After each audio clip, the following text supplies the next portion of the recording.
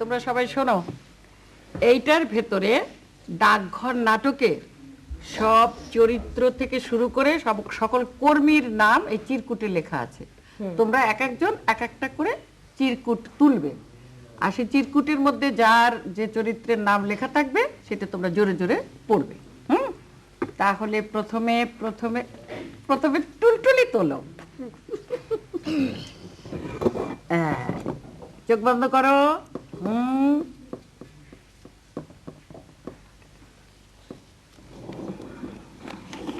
পরিচালক। পরিচালক? বাহ, বেশ কঠিন কাজ। ভাগ্যে যখন উঠেছে করতেই হবে। এবার এবার এবার অর্ক তোলো।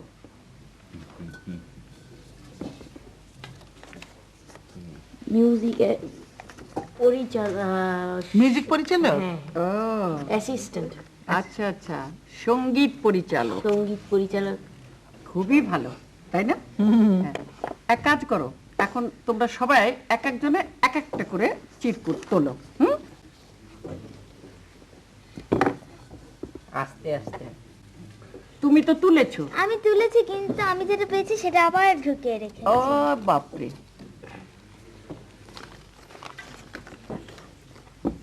বলো। আমি পেয়েছি অমল। অমল ডাকঘরের প্রধান চরিত্র, যাকে বলে নায়ক। আমি পেলাম সুধা চরিত্র। বাহ বাহ, আমি পোশাক, সাজসজ্জা ও আলোকচিত্র। তাই নাকি? খুব শোনো। দায়িত্বপূর্ণ কাজ। আর ও পেয়েছে সুধা। আরে বাবা, সুধা হলো শশী মালিনীর মেয়ে। মামিমা, এই যে বাচ্চাদের কাস্টিং এর আগে আমার কাস্টিং হয়ে গেছে। হ্যাঁ, আমি বরুণের চরিত্র করব, নির্ধারিত হয়েছে। এখন তাহলে তোমরা সবাই স্ক্রিপ্ট নিয়ে কাজ এই যে স্ক্রিপ্ট আমি করে নিয়ে আসছি, এই যে ভাগ করে করে দাদিমা পরিচালক তুমি দিয়ে দিও, আমি গেলাম অন্দরমহলে। পালানো ভালোই। না, এখন তো এগুলো তো স্ক্রিপ্ট তোমরা হাতে পেলে না, এখন কিন্তু তোমাদের খুব জোরে সোরে রিহার্সাল করতে হবে, তাই না? আচ্ছা আপা, তাহলে আমরা এখন উঠি। উঠবেন? ঠিক আছে। আচ্ছা, খোদা হাফেজ। চলো। চলো। আমাদের ড্রেস রিহার্সাল, যদিও সব চরিত্রের অভিনেতা আসেননি। দাদিমা আর মিষ্টি নানুপা দেখবেন। অমল আর দইওয়ালা শুরু করুন। অমল এখানে দাঁড়ান। ভালো দই। দইওয়ালা, দইওয়ালা, ও দইওয়ালা। ডাকছো কেন? দই কিনবে? কেমন করে কিনবো? আমার তো পয়সা নেই। কেমন ছেলে তুমি, কিনবে না তো আমার বেলা বইয়ে দাও কেন? আমি যদি তোমার সঙ্গে চলে যেতে পারতুম তাহলে যেতুম। আমার সঙ্গে? তুমি যে কত দূর থেকে হাঁটতে হাঁটতে চলে যাচ্ছ, শুনে আমার মন কেমন করে। বাবা, তুমি এখানে বসে কি করছো? কবিরাজ আমাকে বাইরে যেতে বারণ করেছে, তাই আমি এইখানেই বসে থাকি। আহা বাছা, তোমার কি হয়েছে? আমি জানি নে, আমি তো কিছু পড়িনি, তাই আমি জানি না আমার কি হয়েছে। দইওয়ালা, তুমি কোথা থেকে আসছো? আমাদের গ্রাম থেকে আসছে। তোমাদের গ্রাম? অনেক দূরে তোমাদের গ্রাম? আমাদের গ্রাম সেই পাঁচমুড়া পাহাড়ের তলায়, শ্যামলী নদীর ধারে। পাঁচমুড়া পাহাড়, শ্যামলী নদী, কি জানি, হয়তো দেখেছি কখনো, কবে সে আমার মনে পড়ে না। তুমি দেখেছো? পাহাড় তলায় কোনোদিন গিয়েছিলে নাকি? না, কোনোদিন যাইনি, কিন্তু আমার মনে হয় যেন আমি দেখেছি। খুব পুরনো কালের বড় বড় গাছের তলায় তোমাদের গ্রাম, একটি লাল রঙের রাস্তার ধারে। সেখানে পাহাড়ের গায়ে অনেক গরু চড়ে বেড়াচ্ছে। বাবা, ঠিক কথা, আমাদের গ্রামে গরু চড়ে বই কি, খুব চড়ে। মেয়েরা সেখানে নদী থেকে জল তুলে নিয়ে মাথায় কলসি করে নিয়ে যায়, তাদের লাল শাড়ি পরা। কি আশ্চর্য, ঠিক বলেছ। গয়লাপাড়ার মেয়েরা নদী থেকে জল তুলে তো নিয়ে যায়। তুমি নিশ্চয়ই কোনোদিন সেখানে বেড়াতে গিয়েছিলে। সত্যি বলছি দইওয়ালা, আমি একদিনও যাইনি। তুমি আমাকে নিয়ে যাবে তোমাদের গ্রামে? আমাকে তোমার মতো দই বেচতে শিখিয়ে দিও। মরে যাই, দই বেচতে যাবে কেন বাবা? এত এত পুঁথি পড়ে তুমি পণ্ডিত হয়ে উঠবে। না না, আমি কখনো পণ্ডিত হব না। আমি তোমাদের রাঙা রাস্তার ধারে ওই বুড়ো বটের তলায় গোয়ালপাড়া থেকে দই নিয়ে এসে দূরে দূরে গ্রামে গ্রামে দই বেচে বেড়াবো। কিরকম করে তুমি বলো? দই দই, ভালো দই। হায় পোড়া কপাল, এ সুরও কি শেখবার সুর? না না, ও আমার শুনতে খুব ভালো লাগে। বাবা, এক ভাঁড় দই তুমি খাও। আমার তো পয়সা নেই। না না না না, পয়সার কথা বলো না। তুমি দই খেলে আমি কত খুশি হব। দইওয়ালা, তোমার কি খুব দেরি হয়ে গেল? কিচ্ছু দেরি হয়নি বাবা, আমার কোনো লোকসান হয়নি। দই বেচতে যে কত সুখ, সে তোমার কাছে শিখে গেল।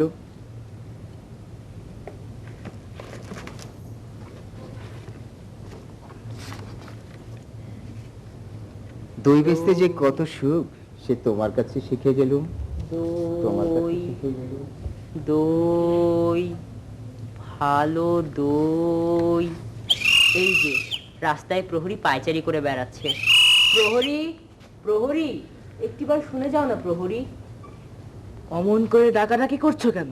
আমাকে ভয় করো না তুমি? কেন? তোমাকে কেন ভয় করব? যদি তোমাকে ধরে নিয়ে যাই? ধরে নিয়ে যাবে? কোথায়? অনেক দূরে, ওই পাহাড় পেরিয়ে? একেবারে রাজার কাছে যদি ধরে নিয়ে যাই? রাজার কাছে নিয়ে যাও না আমাকে। কিন্তু কবিরাজ যে আমাকে বাইরে যেতে বারণ করেছে। আমাকে এখান থেকে কেউ কোথাও নিয়ে যেতে পারবে না। কবিরাজ বারণ করেছে? আহ, তা বটে। তোমার মুখখানি যেন সাদা হয়ে গেছে, চোখের কোলে কালি পড়েছে, তোমার হাত দুখানিতে শিরগুলি দেখা যাচ্ছে। তুমি ঘন্টা বাজাবে না প্রহরী? এখনো সময় হয়নি। কেউ বলে সময় বয়ে যাচ্ছে, আবার কেউ বলে সময় হয়নি। আচ্ছা প্রহরী, তুমি ঘন্টা বাজিয়ে দিলেই তো সময় হবে। সে কি হয়? সময় হলে তবেই আমি ঘন্টা বাজিয়ে দিই। বেশ লাগে তোমার ঘন্টা, আমার শুনতে বেশ ভালো লাগে। দুপুরবেলা আমাদের বাড়িতে যখন সকলেরই খাওয়া হয়ে যায়, পিসেমশাই দূরে কাজ করতে বেরিয়ে যান, পিসিমা রামায়ণ পড়তে পড়তে ঘুমিয়ে পড়েন। আমাদের খুদে কুকুরটা উঠোনের ওই কোণের ছায়ায় লেজের মধ্যে মুখ গুজে ঘুমিয়ে থাকে। তখন তোমার ওই ঘন্টা বাজে, ঢং ঢং ঢং। আচ্ছা প্রহরী, তোমার ঘন্টা কেন বাজে? ঘন্টা এ কথা সবাইকে বলে, সময় বসেনি, সময় কেবলই চলে যাচ্ছে।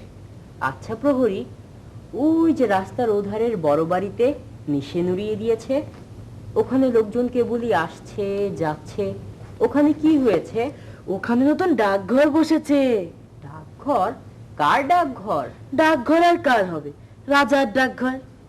রাজার ডাকঘর? রাজার ডাকঘরে বুঝি রাজার কাছ থেকে চিঠি আসে? আসে বই কি, দেখো একদিন তোমার নামেও চিঠি আসবে। আমার নামেও চিঠি আসবে? আমি যে ছেলে মানুষ। ছেলে মানুষকে রাজা এতটুকু টুকু ছোট্ট ছোট্ট চিঠি লেখেন? বেশ হবে। রাজা আমাকে কবে চিঠি পাঠাবেন? রাজা আমাকে চিঠি পাঠাবেন এ কথা তুমি কিভাবে জানলে? রাজার যে অনেক ডাকঘর করা আছে, দেখোনি? বুকে গোল গোল সোনার তকমা পরে তারা ঘুরে বেড়ায়। তারা ঘরে ঘরে দেশে দেশে ঘুরে বেড়ায়। বড় হলে আমি রাজার ডাকঘর করা হব। এই রে, মোড়ল আসছে, এবার আমি পালাই। মোড়ল, মোড়ল, মোড়ল কোথায়? তাই তো, মোড়লের গোফ তো আমার কাছে। ভুবন মামা, ভুবন মামা কোথায়? ভুবন মামা তো পা টিপে টিপে ওদিক পানি চলে গেলেন।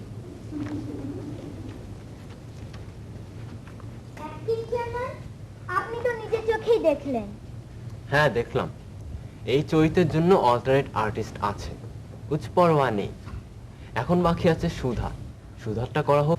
এবার মিউজিক ডাইরেক্টরকে নুপুরের শব্দটা দিতে হবে।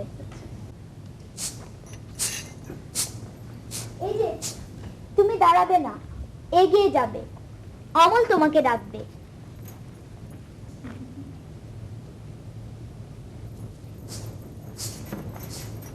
কে তুমি? মল ঝমঝম করতে করতে চলেছো, একটু দাঁড়াও না। আমার কি দাঁড়াবার জো আছে? বেলা বয়ে যায় যে। তোমারও দাঁড়াতে ইচ্ছে করছে না, আমারও আর এখানে বসে থাকতে ইচ্ছে করছে না। তোমাকে দেখে আমার মনে হচ্ছে যেন সকাল বেলাকার তারা। তোমার কি হয়েছে বলো তো? আমি জানি না, কবিরাজ আমাকে বাইরে বেরোতে বারণ করেছে। আহা, তবে বেরিও না।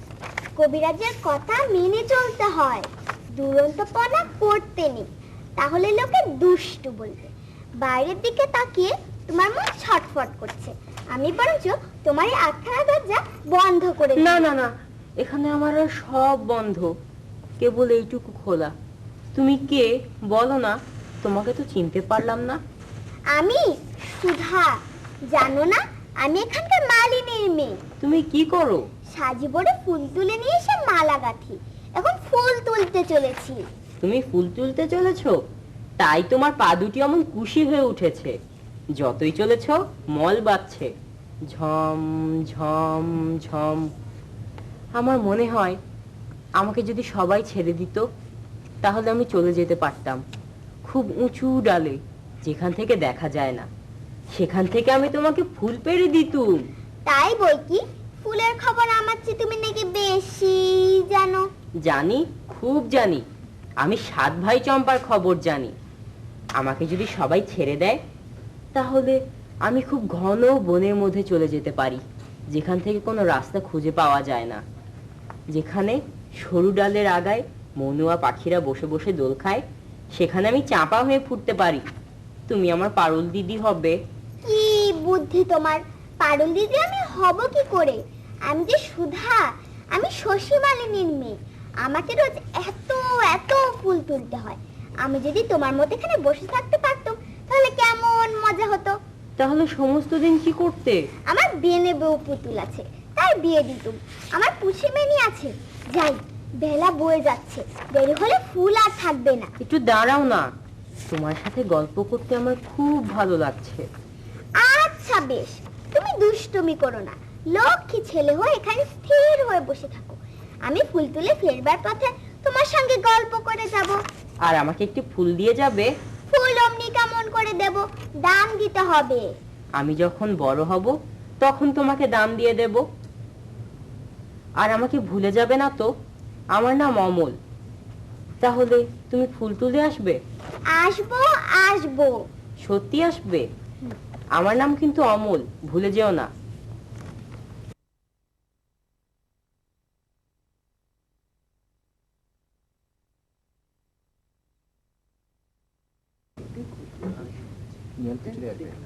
মাইমা, সালাম আলাইকুম। ওয়ালাইকুম আসসালাম।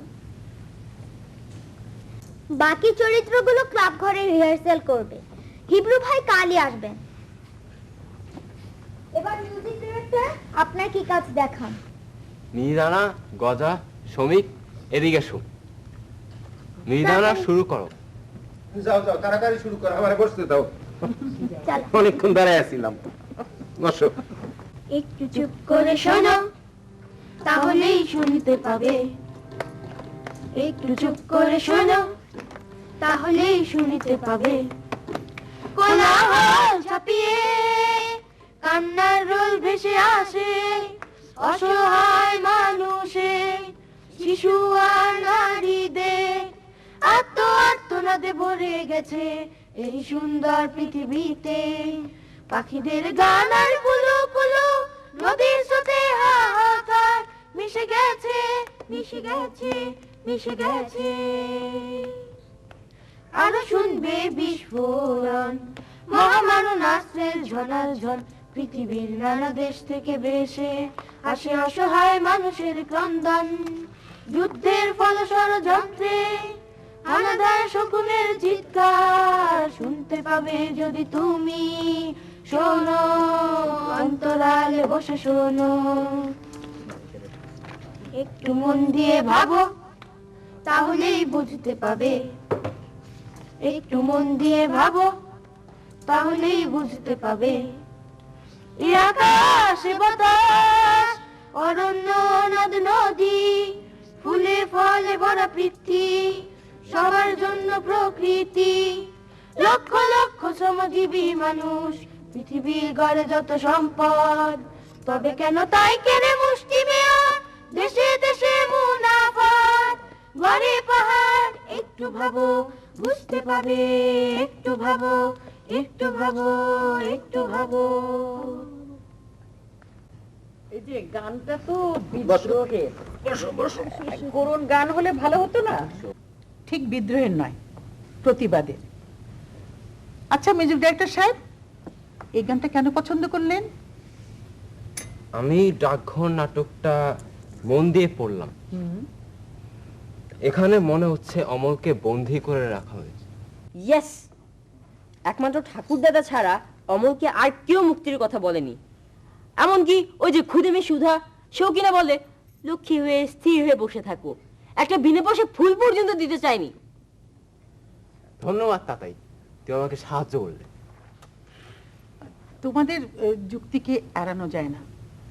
কবি রবীন্দ্রনাথ ঠাকুর নিজেও বন্দি জীবন পছন্দ করতেন না, তাই হয়তো ওই অমলের চরিত্রকে এত দুঃখ দিয়ে দুঃখটা তুলে ধরেছেন, যার জন্য তোমাদেরও খুব খারাপ লেগেছে, আমাদেরও কষ্ট হচ্ছে, তাই না? তবে নাটকের নাম ডাকঘর। রাজা কিন্তু শেষ পর্যন্ত অমলকে দেখার জন্য, মানে চিকিৎসা করাবার জন্য রাজ কবিরাজকে পাঠিয়ে দিয়েছিলেন, অমলের বন্ধ ঘরের দরজা খুলে দিয়েছিলেন। মোট কথা অমলের হয়তো মারাত্মক কোনো অসুখ হয়েছিল, হয়তোবা কবিরাজি ওষুধ অমলকে সুস্থ করে তুলতে পারেনি। ঠিক বলেছেন, অমলকে ওই বন্দি জীবনটা ওকে আরো অসুস্থ করে তুলেছে। ঘরে নির্মল বাতাস আসেনি, আর প্রকৃতির ছোঁয়া ছাড়া একটা শিশু বাঁচে কি করে? তাহলে এই কথা ঠিক, অমলের চিকিৎসা ঠিক মতন হয়নি, অসুখে অমল মারা গেছে। এই যে মিষ্টি না নোপা, আপনি তো আবৃত্তি নাটক দুটোতেই জ্ঞান রাখেন। আমার মানে এই শিল্পীদের কিছু বলুন। আমার কাছে কিন্তু খুব ভালো লেগেছে, আপনার কাছে কেমন লেগেছে? ভালো। এদের সমালোচনা করার মতন আমার দৃষ্টতা কিন্তু হয় না। সবাই বেশ ভালো করেছে, আমার কাছে ভালো লেগেছে। অমল জি, তোমারটা খুব ভালো হয়েছে, কিন্তু আমার মনে হয় আর কি যে আরেকটু বিষণ্ণতাটা হলে মনে হয় একটু ভালো হতো। আপনার কি মনে হয়? হ্যাঁ, মানে বন্দি করে রেখেছে তো। হ্যাঁ, তার একটু বিষণ্ণতা হলে ভালো হতো। আচ্ছা, আর দয়ালা কই? দয়ালা। দয়ালা তো সবাই কিন্তু ভালো করেছে, আমি আগে বলেছি। তবে তুই সামান্য সামান্য তো কিছু থেকে থাকে আর কি। আমার মনে হয় আওয়াজটা একটু ভারী হলে আর ভালো হতো। হ্যাঁ, হাঁটাটা না, তোমার কি মনে হয়? না সুধার হাঁটাটা একটু, সুধা, ও সুধা তো কি মিষ্টি মিষ্টি করে কথা বলেছে, তাই না? হ্যাঁ, ওর কথাটা খুব মিষ্টি হয়েছে, কিন্তু হাঁটাটার মধ্যে আরেকটু হাঁটা মানে কি ওর না, মুখটা পুরা দেহটা হচ্ছে হরিণের মতন চঞ্চল, কিন্তু হাঁটাটা হরিণের মতন হয় না। আমি তো দেখিয়ে দিচ্ছি, আসো, দেখিয়ে দিচ্ছি। হাঁটার মধ্যে আরেকটু এইরকম এরকম দুলে দুলে হাঁটে। ও দুলে দুলে, আর পা উঁচু করে করে পা উঁচু করে করে হাঁটলে খুব সুন্দর লাগবে। হ্যাঁ, এই তো এই তো। আর প্রহরী যে জিনিসটা হচ্ছে, প্রহরীকে আরেকটু স্ট্রং প্রহরী হতো। কোথায়? ও প্রহরী, হ্যাঁ, ও প্রহরী একটু ঝুঁকে ছিল, strong হওয়া স্ট্রং দরকার, হওয়া দরকার পুলিশ ছিল। টাইপ, তাই না? আর একটু ভরাট হলে ভালো হতো। হ্যাঁ, তাছাড়া কিন্তু সুন্দর করেছে হ্যাঁ, সবাই খুব না? সুন্দর করেছে। কিন্তু ভুবন মামার অভিনয় তো আমরা দেখতেই পেলাম না। কেমন করে ভুবন মামাকে বলবো? উনি একবারই দেখাবে আর কি। আমারে মাফ করে দেন, এই শুদ্ধ খেয়েছো বসেছো এগুলি আমি পারবো না। আমার মধ্যে রয়েছে করছো, খাইছো, লইছো, গোসল করছো, এগুলি আর কি। মানে কত রকম ভাবে তাড়াতাড়ি পলায় যাওয়া যায় সেই একটা ব্যবস্থা করার একটা আমি চেষ্টা করতেছি। না না না, পালালে চলবে না ভুবন। তুমি মাতৃভাষা শুদ্ধ করে বলবে না, তোমার বলতে এত কষ্ট। এই বাংলা ভাষা এখন আন্তর্জাতিক মাতৃভাষা, সেই ভাষাকে নষ্ট করার অধিকার তো তোমার নেই। সে যাক, সঙ্গীত পরিচালক সাহেব, ডাকঘর নাটকের আবহাওয়া সঙ্গীত আপনি গিটার দিয়ে করলেন কেন? গিটার, কিবোর্ড, এই তো মডার্ন মিউজিক। না, এটা বললে চলবে না। পান্তা ভাতে ঘি যেমন চলে না তেমনি এখানে বাঁশি সুর দিতে হবে। ঢং ঢং ঢং করে ঘন্টা বাজাতে হবে। এই ক্রিং ক্রিং করলে হবে না। শোনো, এই নাটক রচনার সময়টাকে আমাদের কিন্তু মনে রাখতে হবে। যাক, এখন তোমরা সবাই শোনো, তোমাদের কণ্ঠে কিন্তু খুব সুন্দর সুর আছে। ডাকঘর নাটকের শেষ গানটা হবে আমরা সবাই রাজা। হ্যাঁ, কবিগুরু রাজাকে রাস্তায় নামিয়ে এনেছিলেন। রাজা কিন্তু এই অমলকে খুদে বন্ধু বলতেন, হ্যাঁ, আর অমলের চিকিৎসার জন্য রাজ কবিরাজকেও কিন্তু পাঠিয়েছিলেন। যাই হোক, এখন তোমরা শেষ গানটা করো, সবাই তোমাদের সঙ্গে গাইবে, কেমন? আমরা সবাই রাজা আমাদেরই রাজার রাজত্বে, নইলে মোদের রাজার সনে মিলব কি শর্তে। আমরা সবাই রাজা, আমরা সবাই রাজা আমাদেরই রাজার রাজত্বে, নইলে মোদের রাজার সনে মিলব কি শর্তে। আমরা সবাই রাজা, আমরা যা খুশি তাই করি তবু তার খুশিতেই চলি। আমরা যা খুশি তাই করি তবু তার খুশিতেই চলি। আমরা দুই বাধা নই দাসের রাজার দাসের দাসত্বে, নইলে মোদের রাজার সনে মিলব কি শর্তে। আমরা সবাই রাজা, আমরা সবাই রাজা আমাদেরই রাজার রাজত্বে, নইলে মোদের রাজার সনে মিলব কি শর্তে। আমরা সবাই রাজা, রাজা সবার দেন মান, সে মান আপনি ফিরে পান। রাজা সবার দেন মান, সে মান আপনি ফিরে পান। মোদের খাটো করে রাখেনি কেউ কোনো আসক্তি, নইলে মোদের রাজার সনে মিলব কি শর্তে। আমরা সবাই রাজা, আমরা চলবো আপন মতে শেষে মিলব তারি পথে। আমরা চলবো আপন মতে শেষে মিলব তারি পথে। আমরা মরব না কেউ বিফলতার বিষম আবর্তে, নইলে মোদের রাজার সনে মিলব কি শর্তে। আমরা সবাই রাজা, আমরা সবাই রাজা আমাদেরই রাজার রাজত্বে, নইলে মোদের রাজার সনে মিলব কি শর্তে। আমরা সবাই রাজা। ভুবন মামা তালি দিচ্ছেন কেন? ভুবন মামা তো সবগুলো গানের শেষেরটুকু গান গেয়েছেন।